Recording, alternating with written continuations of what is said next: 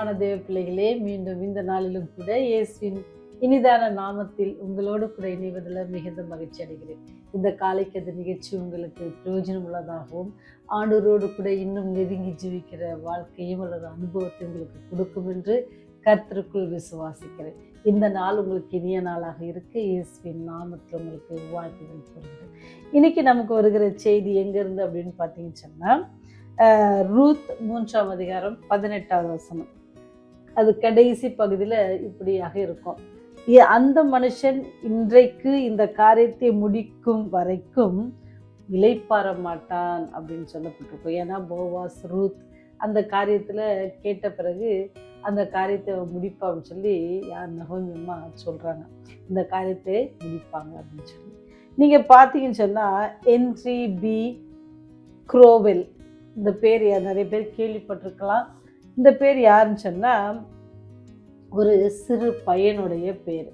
இந்த சிறு பையன் என்ன செஞ்சான் அப்படின்னு பார்த்தீங்கன்னு சொன்னால், பள்ளிக்கூடங்களுக்கு சென்று வரும்போது அவனுக்கு ஒரு வியாதி வந்துருச்சு. என்ன அப்படின்னு சொன்னால், காச நோய் வந்துருச்சு. அதனால் அவன் பள்ளி படிப்பு என்ன செய்ய முடியலன்னா, அவனால் தொடர்ந்து படிக்க முடியல. அந்த சிறு பையன் என்ன செய்யுது அப்படின்னு தெரியாமல் அப்படியே அவனுடைய வாழ்நாட்கள் போய் கொண்டிருந்து ஒரு நாள் என்ன செஞ்சான் அப்படின்னு சொன்னால், ஒரு பிரசங்கத்தை கேட்டான். யாருன்னு கேட்டீங்கன்னு சொன்னால், டிஎல் மூடி பண்ணுற ஒரு பிரசங்கத்தை அவன் கேட்க நேரிட்டது. அந்த பிரசங்கத்தில் என்ன வசனம் அன்னைக்கு அவர் பேசினான்னு சொன்னால், முதலாவது தேவனுடைய ராஜ்யத்தையும் அவருடைய நீதியையும் தேடுங்கள், பின்பு இவைகள் எல்லாம் உங்களுக்கு கொடுக்கப்படும் அப்படின்னு சொல்லி அந்த செய்தியை அவன் கேட்குறான். அதை கேட்ட பின்பு என்ன செய்யறான்னு சொன்னால், ஓகியோ என்ற இடத்துக்கு போகிறான். அந்த இடத்துல என்ன செய்கிறான் அப்படின்னு சொன்னால், ஒரு மில்லு ஓப்பன் பண்ணுறான். அந்த மில்லில் என்னென்னா ஓட்ஸ் தயாரிக்கிறாங்க.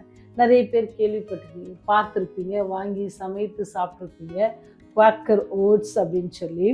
அந்த ஓட்ஸ் என்ன செய்யணுச்சுன்னா, அந்த இடத்துல மக்கள் அதிகமாக அவங்க காலை உணவாக பிரேக்ஃபாஸ்ட்கே அது என்னதான் செஞ்சாங்களாம், அதை தான் சாப்பிட ஆரம்பித்தாங்க. அவ்வளோ பெரியது. அப்போது அவர் என்ன செஞ்சுச்சுன்னா, முதலாவது அந்த ஆண்டவரை தேடி அந்த பிஸ்னஸ் அவர் ஆரம்பித்து ஆண்டவருக்கு என்ன செஞ்சோன்னா தசம பாகம் கொடுக்க ஆரம்பித்தார். உங்களுக்கு எல்லாருக்கும் தெரியும், கிறிஸ்தவ பிள்ளைகளுக்கு மத்தியில் அது நிறைய பேருக்கு எல்லாருக்குமே தெரியும். 10ல் ஒரு பங்கு என்ன செய்யணும், நம்ம ஆண்டவருக்கு கொடுக்கணும் அப்படின்னு சொல்லி. அப்படி ஒரு 10ல் ஒரு பங்கு கொடுத்தா அவருடைய பிஸ்னஸ் ரொம்ப நல்லா போச்சு. அப்புறம் 20 மடங்கு அவர் 20 மடங்கு கொடுக்க ஆரம்பித்தார். அப்போ என்ன செஞ்சிச்சு, அவருடைய பிஸ்னஸ் இன்னும் அதிக வளர்ச்சி அடைந்துச்சு. 20 30 ஆக்குனாரு. நீங்கள் நம்ப மாட்டீங்க, 70% வரைக்கும் அவர் என்ன செஞ்சார்னா, தன்னுடைய வருமானத்தில் ஆண்டவருக்காக கொடுக்க ஆரம்பித்தார், ஆண்டோடைய ஊழியத்திற்காக கொடுக்க ஆரம்பித்தார், ஆண்டோடைய பிள்ளைகளை காப்பாற்றினார், ஆண்டோட பிள்ளைகளை போஷித்தார். இந்த மாதிரியான காரியங்களை அவர் அதிகமாக செய்தார். அவர் செய்த ஒருவேளை பள்ளி படிப்பு அவரால் படிக்க முடியல, வியாதியில் கஷ்டப்பட்டார், பின்பாக சுகம் பெற்றாலும் கூட அவர் என்ன செஞ்சார்னா, ஒரே ஒரு என்னன்னா, ஆண்டவரை முதலாவதாக வைத்தார்.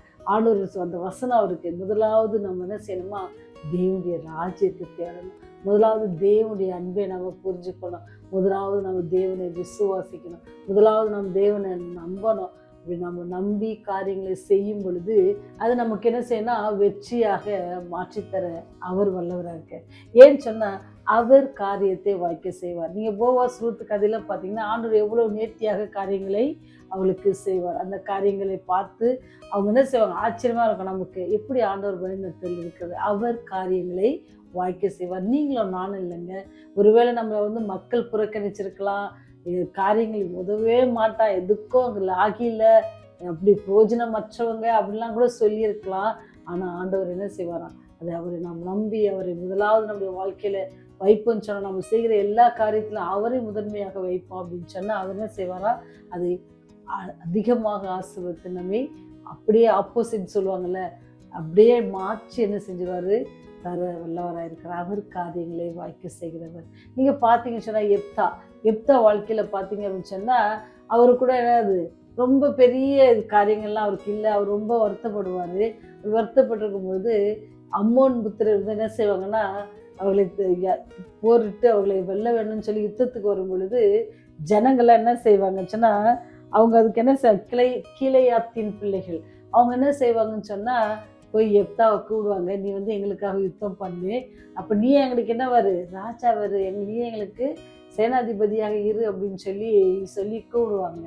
அப்படி கூப்பிட்ட உடனே எப்தா செய்த ஒரு காரியம் சொன்னால், நியாயாதிபதிகள் 11ஆம் அதிகாரம் 11 வசனம் என்ன செய்வாருன்னா, அவர் நேரம் எங்கே போவார்னுச்சுன்னா கர்த்தரிடத்துக்கு போவார். கர்த்தரிடத்துல போய் அவருக்கு காரியங்களை சொல்லுவார். என்ன சொன்னா, மிஸ்பாவிலே கர்த்தருடைய சந்நிதியிலே சொன்னான். எப்தா செய்த இந்த காரியம் என்னது? கர்த்தர் காரியங்களை என்ன செய்வாராம்?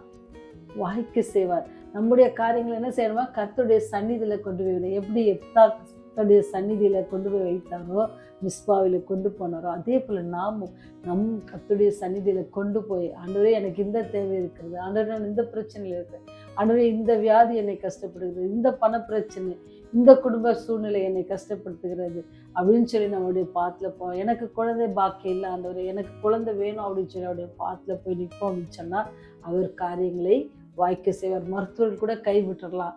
எல்லாரும் கைவிட்ட பட்சத்துல ஆண்டவர் என்ன செய்வாரு? வல்லமையாய் காரியங்களை செய்கிற கர்த்தர். அவர் மகிமையாக காரியங்களை செய்கிறவர். நீங்க அதுக்கெல்லாம் வசனங்க பார்த்தீங்கன்னா ரொம்ப அழகா சொல்லப்பட்டிருக்கும். 1 சாமுவேல்ல 12ஆம் அதிகாரம் 24 வசனம் சொல்ல, அவர் மகிமையான காரியங்களை செய்வார். யுத்தத்துக்கு அம்மோன் யுத்தத்துக்கு வரும்பொழுதெல்லாம் என்ன செய்வாரு? வெற்றியை தருவார். அப்படி வெற்றி தரும்பொழுது என்னது? அது மகிமையான காரியங்களா இருக்கும். இவங்களாம் சிறு குழுக்கள், சிறு யுத்தத்துக்கு இவங்க அவ்வளோ பெரிய குரூப் இல்லை அப்படின்னு சொல்லி அவங்களை எதிர்த்து வரும்பொழுது ஆண்டவர் சொல்றார், அந்த குரூப்புக்கு நான் தானே செய்வேன். குறைவாக இருந்தாலும் அவங்களுக்கு என்னை நோக்கி கூப்பிடும்போது, அவங்க என்னிடத்துல வரும்போது அவங்களுக்கு நானே செய்வேன், அவங்களோட கூட இருப்பேன் அப்படின்னு சொல்லி அவங்களுக்காக யுத்தத்துக்கு ஆண்டவரே என்ன செய்வார்? யுத்தம் செய்து அவங்களுக்கு வெற்றி காண செய்வார். அப்பேற்பட்ட வல்லமையுள்ள தேவனை நாம் ஆராதிக்கிறோன்றதை மறந்துடக்கூடாது.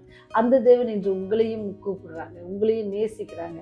அவர் வல்லமையான காரியங்களை செய்வார். பெரிய காரியங்களை அவர், தாவீது பக்தன் சொல்வார், அவர் பெரிய காரியங்களை செய்கிறவர், அதிசயமான காரியங்களை செய்கிறவர், அற்புதமான காரியங்களை செய்கிறவர்.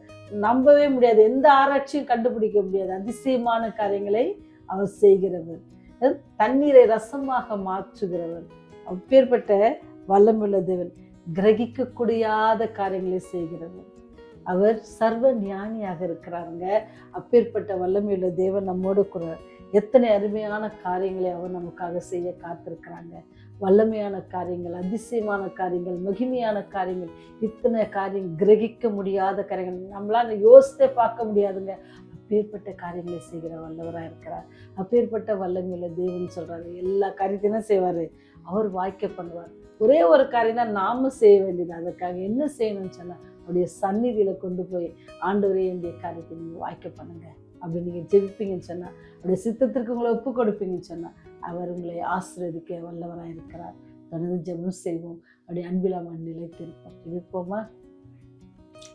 அதிசயமானவரே, ஆலோசனை கர்த்தரே, வல்லமை உள்ளவரே, மகிமையின் ராஜாவே, அற்புதங்களை செய்கிறவரே, ஆண்டவரே உடைய பாதத்திலே உடைய அப்பா பிதாவே என்று அழைக்கும்படியான ஸ்லாக்கியத்தை கொடுத்தீங்களா? நன்றி தகப்பனே. இரவில் நித்திரை தந்ததற்காக நன்றி செலுத்துகிறோம் ஆண்டவரே. எங்களுடைய காரியங்களை வாய்க்க பண்ணுகிறார் நீர் மாத்திரமே ஆண்டவரே. மனிதர் கைவிட்டாலும் ஆண்டவரை கைவிடாத தேவனாயிருந்து ஆண்டவரை நாங்கள் கேட்கிற பொழுதெல்லாம் எங்களுடைய தேவைகளை சந்திக்கிறேன். நன்றி தகப்பனே. இந்த நாளிலும் கூட உண்மை நோக்கி ஆண்டவரே உங்களுடைய காரியங்களை நீங்க வாய்க்க பண்ணுங்க ராஜா என்று சொல்லி யாரெல்லாமே நோக்கி கெஞ்சுகிறார்களோ, யாரெல்லாமே நோக்கி சத்தமிட்டு அழுகிறார்களோ, கர்த்தாவுடைய கண்ணீரை துடைத்து அவருடைய சத்தத்தை கேட்டு அவர்களுக்கு செவி கொடுக்க வேண்டுமே பார்த்து நிற்கிறோம் ராஜா. அதற்கு தடையா இருக்கிற பாவங்கள், குற்றங்கள், குறைகள், மீறுதல்கள், தவறுகள், தப்பிதங்கள் எல்லாவற்றையும் ஒரு விசை கூட மன்னித்து அன்பின் ராஜாவே எங்களுக்கு நீர் இறங்க வேண்டுமாய் கெஞ்சி கொண்டாடுகிறோம் சுவாமி. உடைய ராஜா சீக்கிரமாக இருக்கிறது சுவாமி. அதற்கு நாங்கள் எங்களை ஆயத்தப்படுத்தி கொள்ள உடைய வல்லமையின் கரம் எங்களோடு கூட, உடைய ஆவியானவரின் ஒத்தாசை எங்களோடு கூட எப்பொழுது இருக்க வேண்டுமாய் கெஞ்சி நிற்கிறோம். பாவங்களை மன்னித்தருளுங்க. உடைய ராஜ்யத்தில் வரும்பொழுது நாங்கள் ஒருவரும் கெட்டு போகாதபடிக்கு நித்திய ராஜ்யத்துல உம்மோடு கூட நித்தியமாய் வாழ்கிற அந்த ஸ்லாக்கியத்தை பாவிகளாக எங்களுக்கு கிருபையாய் தர வேண்டுமாய் இயேசுவின் மூலம் தாழ்மையோடு ஜெபிக்கிறோம். ஜீவனுள்ள பரலோக தந்தையே, ஆமென், ஆமென்.